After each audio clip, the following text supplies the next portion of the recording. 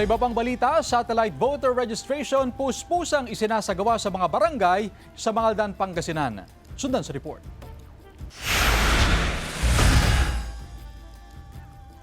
Maagang nagtungo ang ilang kabataan ng Barangay Anolid, Mangaldan, Pangasinan sa kanilang barangay hall upang humabol na magparehistro para sa Barangay and Sangguniang Kabataan Elections 2026. Matapos ang naunang satellite voter registration nitong Nobyembre hanggang Pebrero, muling nag-request ng satellite registration ang barangay sa Comelec, Mangaldan. Marami pa raw kasi ang hindi nakapagparehistro.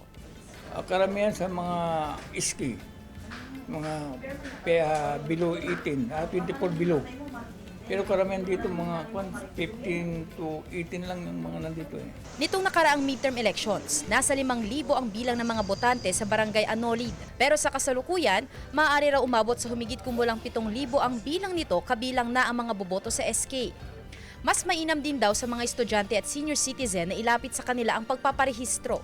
Para yung mga bagong botante, hindi na pupunta sila sa kuan, hindi na aksayan ng oras. Lalo na yung mga estudyante, mga SK, saka yung mga senior citizen na gusto pang magparehistro, hindi na sila magproblema pupunta sa bayan.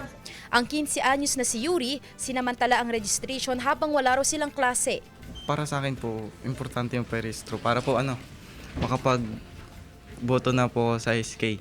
Sa Sabado, magpapatuloy ang voter registration sa tanggapan ng Comelec, Mangaldan mula alas 8 ng umaga hanggang alas 5 ng hapon. Sandy Salvacio, One North, Central Luzon.